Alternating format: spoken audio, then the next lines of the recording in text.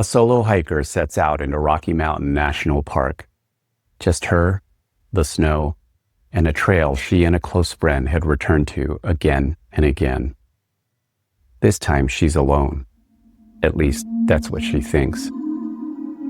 Deep in the stillness, she hears a voice call her name. A voice that shouldn't be there. And when she opens the shelter door the next morning, she finds two sets of prints in the snow, both leading in, but only one will come out. This is Odd National Park, where the natural meets the supernatural.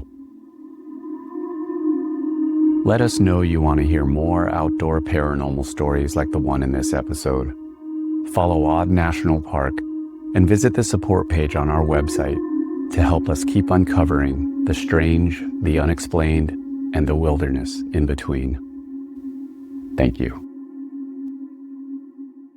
Tonight's story comes from Eliza, an experienced winter hiker who ventured alone into Rocky Mountain National Park on a trail she and her closest friend had hiked together many times before.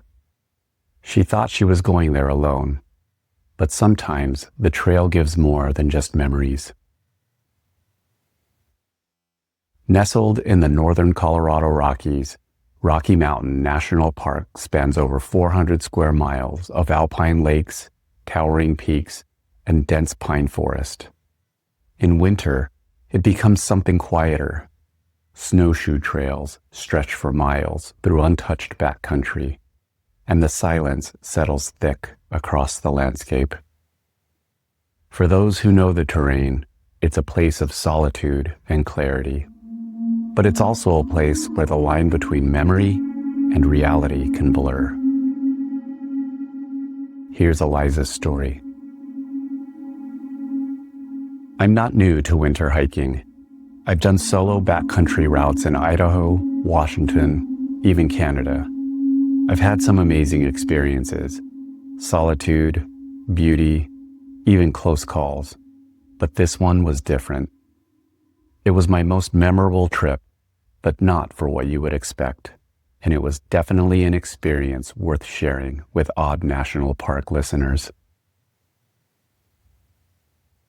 My trip into Rocky Mountain National Park wasn't supposed to be a solo hike. I planned to go with a close friend, Lena. We'd been hiking partners since middle school, two kids who felt more at home in pine trees than school hallways. We'd done this loop before, same trail, same shelter. It was kind of our thing. But a few days before the trip, she had to back out because of work. Too much going on. We promised to reschedule, so I went alone. The trail was quiet. The weather was calm. Sunlight filtered through the snow-covered pines, and the air was sharp and clean.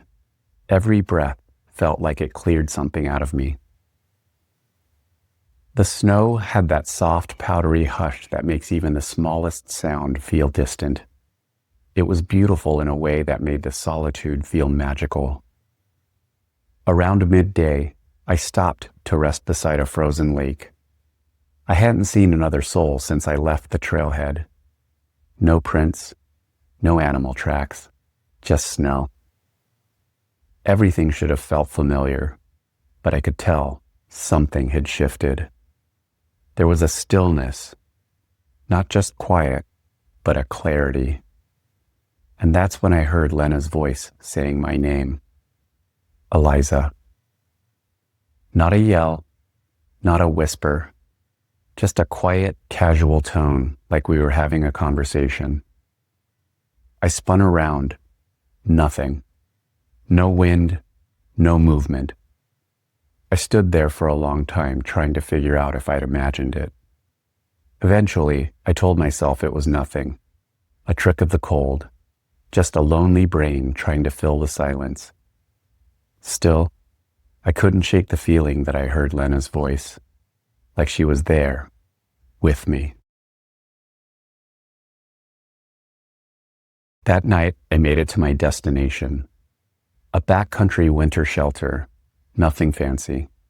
Just a single-room wood structure with a raised platform for sleeping, a tiny stove, and a door that didn't quite seal. No windows, no insulation, but it was dry and out of the elements. I didn't bother making a fire. The air felt heavy with a pre-storm stillness, and something about the dark just felt thick. I got into my bag, closed my eyes, and fell asleep. Around 3 a.m., I sat bolt upright. Not because I heard something, at least not at first. It was more like pressure, like the silence around me had tightened. And then Lena's voice. Eliza. It was the same tone I'd heard before, calm, like she was trying to get my attention without startling me.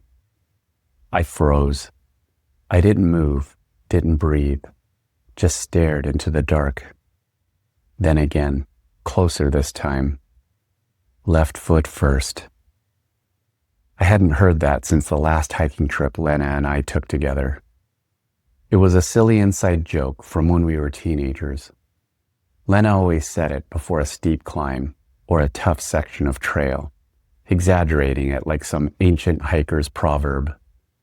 We'd laugh every time, but over the years it became a ritual. That's when I stopped telling myself there was a logical explanation. It felt like her voice was inside the shelter, not outside the door, not echoing off the trees. She was right there, with me. I didn't speak. I didn't move. Eventually the silence returned, but it didn't feel empty. At the time, I didn't understand why she said what she said. Not here, not now. It wasn't until later that I realized she was telling me something.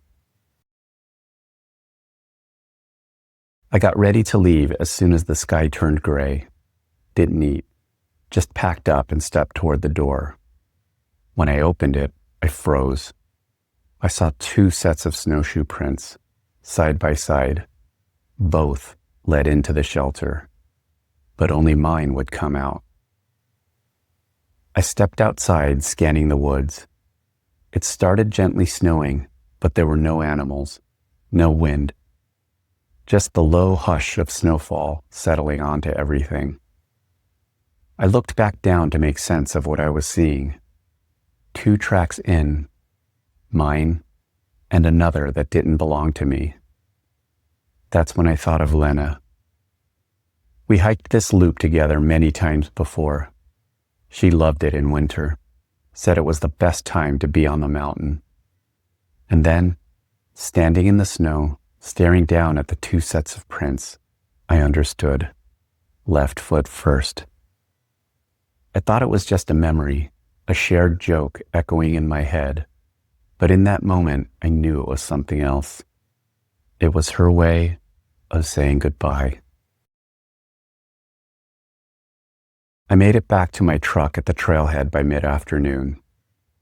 As I was driving, Lena's brother called with the news I already felt in my bones. Lena had passed away. Sudden, unexpected. She went to the ER around the time I heard her voice at the frozen lake. She would die early the next morning, the same time I woke up in the shelter, hearing her with me one last time.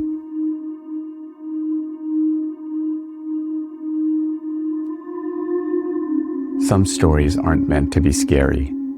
They're quiet, personal, the kind that slip past logic and settle somewhere deeper. Eliza didn't see a shadow in the trees or hear a bump in the night. She heard a voice, gentle, familiar, saying something only she would recognize. And when she opened the shelter door that morning, there were 2 sets of tracks in the snow. One of them shouldn't have been there. It wasn't a haunting. It was a parting. And maybe, out there in the stillness, goodbyes have their own way of finding us. Would you like your outdoor paranormal story featured on a future episode? Go to oddnationalpark.com and send it to us using the Share Your Story form. And be sure to visit the support page on our website so we can continue our adventure where the natural meets the supernatural. Thanks for tuning in. I'm James, and this has been Odd National Park.